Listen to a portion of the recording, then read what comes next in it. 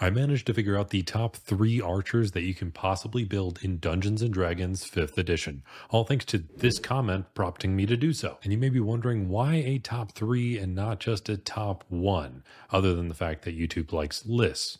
Well, because I set up a few criteria. The first rule is that we have to be using something with bow in the name of the weapon all the way from level 1 to level 20. So yes, we're going to count a crossbow because I saw some random incarnation of the green arrow use a crossbow before. So if he can use one, then I'm going to count it as an archer. Rule number 2. You have to be consistently good throughout the levels. You can't just be waiting for something massive to kick in way down the line. So we're going to get rid of the Valor Bard that can get Swift Quiver a little earlier than a Ranger. And we're also not going to be counting the Fighter Samurai because they get one more attack than most others, but that doesn't happen until super far down the line. But if you want to wait like a level or two for something to kick in, that's okay. Rule number 3 is that we're going to assume that anything that you do automatically succeeds, but anything that would rely on your enemies just setting up something perfect or some of your allies just swooping in to boost you up, that we're not going to count. So you're not going to be raining down arrows that blot out the sun because you're doing a massive area of effect attack with all of your arrows, because you can't count on the fact that your enemies are all going to be grouped up so perfectly. Similarly, we're not going to be counting on some ally that happens to be a grave cleric making your enemies vulnerable to the first attack. Because if you wind up being a little unlucky, that happens to be the one player that runs a few minutes late to the session and you wind up starting combat without them. And the final rule is that because we're measuring consistency, I don't want to just get the burst damage they can get in one round. We're going to go ahead and measure how good of an archer you are across 3 rounds of combat, because the average combat lasts anywhere from 2 to 5 rounds. So 3 seemed like a safe bet. And now before we dig in, it turns out that there's actually a statistically increased probability that you can roll 3 nat 20s in your next D&D session if you happen to be subscribed to this channel. Somebody actually commented about it, and I'm going to go ahead and take it as a full-on fact. But now, without any further ado, let's go ahead and dive into the very first build, which we're going to call Mr. Boring. And for good reason. It's a very simple build. This build happens to have the most damage in the second round of combat, and it's pretty darn simple. You start off as a variant human, so that way you can get the sharpshooter feat right away. That allows you to get a -5 to your accuracy, which is pretty brutal at first level, but we are assuming that you're going to go ahead and still succeed on your shots. But this does also give you a +10 to your archery damage, which is an insanely massive boost, which only gets bigger and bigger the more attacks that you have. And focusing on the idea that you're going to get a lot of attacks, we're going to go ahead and go with a fighter. And the reason this build is called Mr. Boring is because of how basic it is, and you're just going to be taking fighter from level 1 all the way to level 20. You'll use a longbow to start, and throughout all of these calculations, I'm going to be taking the average amount of damage that you can do, not the max, just to keep it fair. So at first level with that longbow and with your sharpshooter active, you're going to wind up doing about 18 damage in that first round of combat. Once you hit level 2, you get action surge thanks to being a fighter, which means you do twice as much damage in that first round of combat, but you're not going to be doing as much damage in any other round because you only have 1 action surge at level 2. And then at level 3, you're going to go ahead and pick up Battle Master. This is going to allow you to add superiority die to your damage. You only have so many dice to play around with, but you do have a decent pool to use, and it's definitely going to boost up your damage, bringing your average damage in your first round of combat at level 3 all the way up to 46. Then at level 4 of fighter, you're going to go ahead and take another feat instead of an ability score improvement, and that's going to be crossbow expert. This makes it so now you're actually going to be using a hand crossbow, which is a little less damage overall, but now you can also use your bonus action for 1 more attack. And that attack can also benefit from your sharpshooter feat, getting that +10, meaning that you're going to be doing 1 attack with your action, 1 attack with your bonus action, and 1 more with your action surge just in your first round of combat. And that goes up even further at your 5th level of fighter, because then you get an extra attack, meaning at level 5, you're going to be all the way up to 105 damage in your first round of combat. Now, things are going to progress pretty steadily from here. You get more powerful superiority die because the size of the die gets bigger, and you get more die to play around with.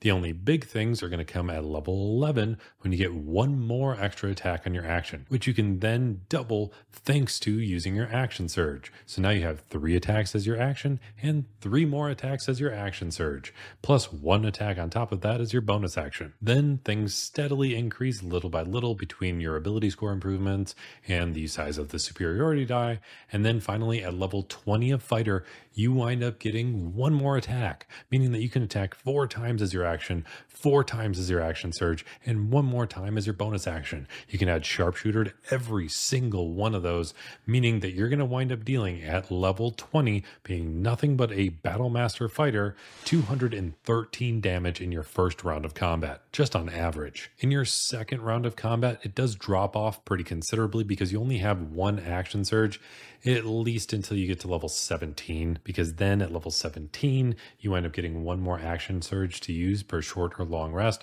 so you still get a decent amount of damage. But you have the highest damage out of any 3 of these builds in the second round of combat, with a total at max level of 171 damage on average. By the time you hit your third round of combat, you're going to be out of most of your superiority die, and you're going to be all out of action surges, so you're only going to deal 95 damage in your third round of combat, but that's still pretty darn good. That brings your average damage per round across the 3 rounds of combat to 159.7 points of damage. Now let's go ahead and spice things up a bit, because we need to make it a little more interesting, and this next build has the highest damage in its first round of combat, and I'm affectionately calling it the No Gadget Batman. The first build I ever did on this channel was a Batman build, but I focused very heavily on the gadgets with an Artificer, but now we're going to focus more on the overall feel of Batman, or at least that's just how this build turned out. The No Gadget Batman starts out very similarly. You end up taking Fighter and Battle Master all the way to level 6, and you take it to level 6 just because fighters wind up getting another ability score improvement at that level, and it's just helpful to have. Then at your 7th level overall, you're going to wind up taking a multi-class, and you're going to multi-class into Rogue. This is going to boost up your damage a little bit because you get sneak attack damage, which is always helpful to have, but you can only apply that once per turn.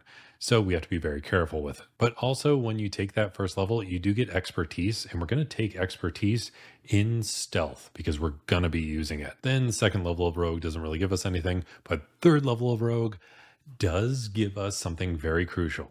A subclass. So we're going to take Assassin. Remember, we're assuming that everything we do succeeds. So we're succeeding at a stealth check before combat starts, and we're going to succeed at a surprise attack, which assassins are especially good at. So there's something very important with how surprise attacks work. So in general, when you play D&D 5th edition, surprise works more as a condition. When anyone is surprised, they're surprised until the end of their first turn in combat. At that point, they're no longer surprised, meaning that any attack that you're dealing against a surprise target, even if you're doing multiple attacks, all of them are going to be considered against a surprised target. And when you're a rogue assassin, you get the ability Assassinate. This automatically grants you advantage against any creature that hasn't taken a turn in combat yet. And any attack against a creature that is surprised is automatically a critical hit, meaning that any dice that you roll, you get to roll twice as many. This leads to a pretty significant boost in our damage. At this level of our previous build, we were only doing 120 damage in your first round of combat, but now we can do 166 on average because we're still using Crossbow Expert and we're still getting 3 attacks in that first round of combat. Then instead of going any further in Rogue or Fighter at this point, we're going to do another multi-class, and we're going to be jumping over to Ranger.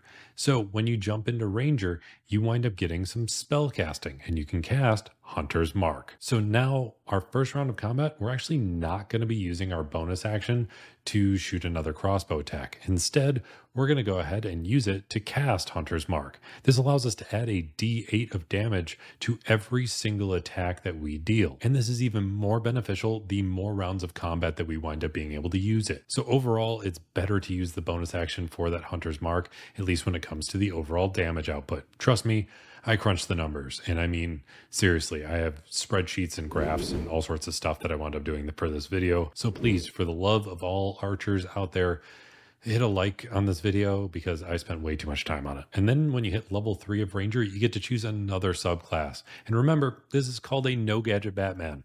So we already have his background with the League of Assassins. We have his overall fighting and tactical wit with being a Battlemaster fighter. Now we need the overall theme of just being dark and shadowy and brooding. So we're going to take the subclass Gloomstalker. This has some great benefits like umbral sight, so now you have dark vision, and since we decided to go with variant human from the beginning, that's really helpful, and you're automatically invisible to any creature that's relying on dark vision. But even more important than that, you get a feature called Dread Ambusher. So now you can add your wisdom modifier to your initiative rolls, which is overall very helpful, especially with how it works very well with your assassin rogue, because it's very important that you go first in combat. And an additional part of that Dread Ambusher feature is that you get one more attack on your first round of combat, and that attack is going to deal an extra 1d8 of damage. So at this level overall, in the last build, you were only doing 163 damage in the first round of combat, but now you're going to deal 184. Then once we've taken care of our rogue and we've taken care of our ranger levels,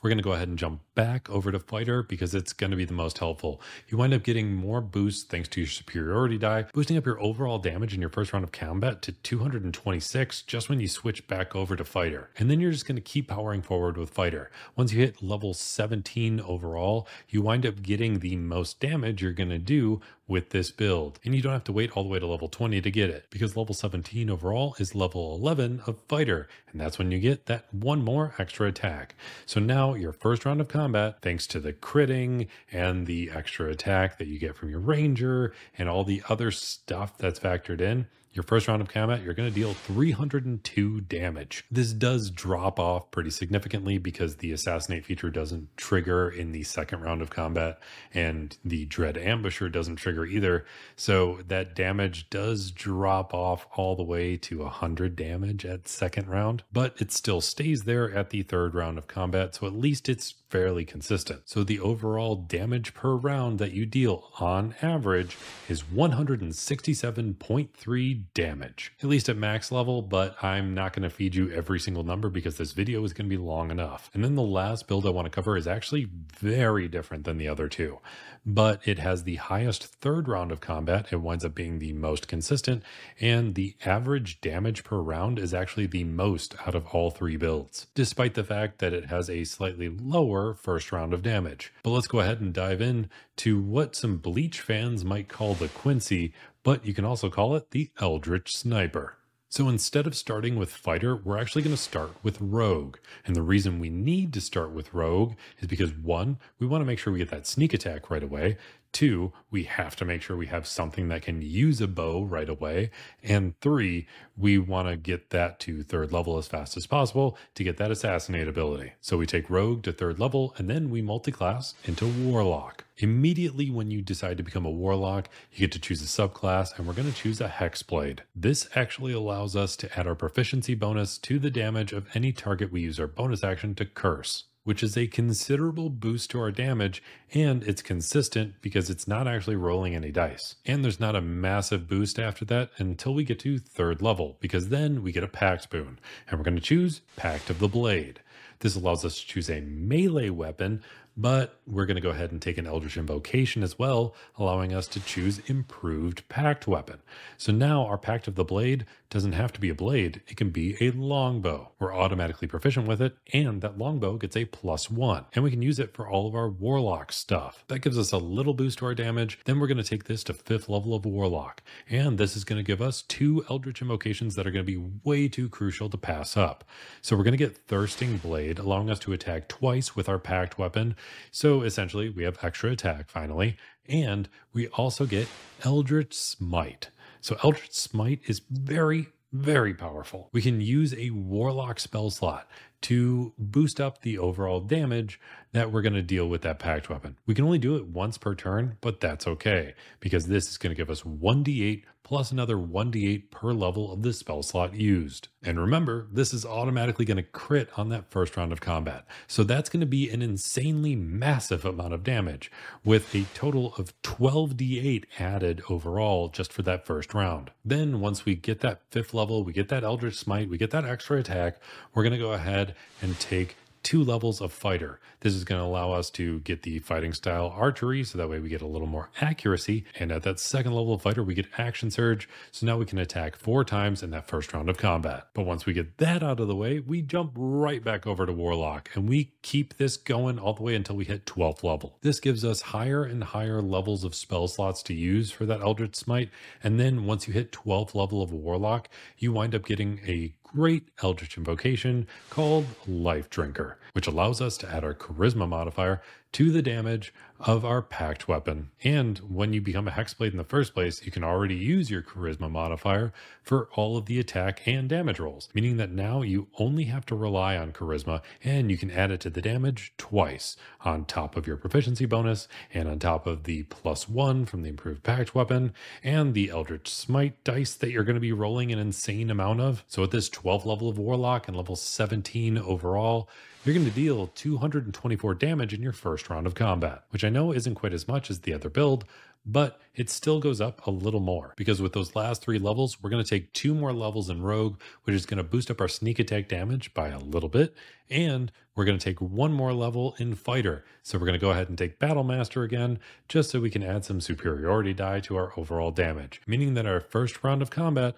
we can deal up to 272 damage, which I know is a little bit of a step down from our No Gadget Batman, but in our second round of combat, we can deal 116 points of damage on average, which I know is again a little bit of a step down, but then in our third round of combat, we can still deal that 116 points of damage, meaning that we deal the most amount of damage in the third round of combat out of any of the 3 builds. And that brings our average damage per round across these 3 rounds to 168 points of damage on average, which is a whopping 0.7 damage better than the No Gadget Batman. I know it's not a big change, but it's definitely a very different build, and it adds a lot of different flavor, so I definitely wanted to make sure I factored it in. This was a hell of a lot of spreadsheets and graphs and all sorts of stuff that I wound up making just to make sure I covered everything I possibly could. But I wouldn't doubt that I probably missed something. So if there's something that I'm forgetting, or there's an entirely different build that you think is better and consistently better, let me know in the comments down below. And just because there was tons of numbers to focus on and spreadsheets, I'll include all of the spreadsheets with all of the numbers, as well as character sheets for all 3 builds at different key levels, all on my Patreon, because my patrons are pretty damn awesome. They make it so I can actually do these ridiculous videos, and they're going to be scrolling by the screen now. They're all pretty amazing, especially my player character patrons: Johnny Dyer, Kevin Shirley, Dylan Meyer, That Funny Man 57, Joshua Maynard, CGC 2014, Afstorm, Elisa Martinez, Panda Milkshake, Ted Z, Andrew Nobles, Karkat Kitsune, Z13, Viral Naravar, Daniel Galvin, and the Dino 21. Then going above and beyond that are my Dungeon Master level patrons that I play D&D with: Shane Gilroy, Conman ZX, Cybersiety, Talon Starkey, Demiurge, Brayden Aldrich, Eric Wade, Salvador, Devin Happy, and Kilo Kilo. Then going above and beyond everything I possibly imagined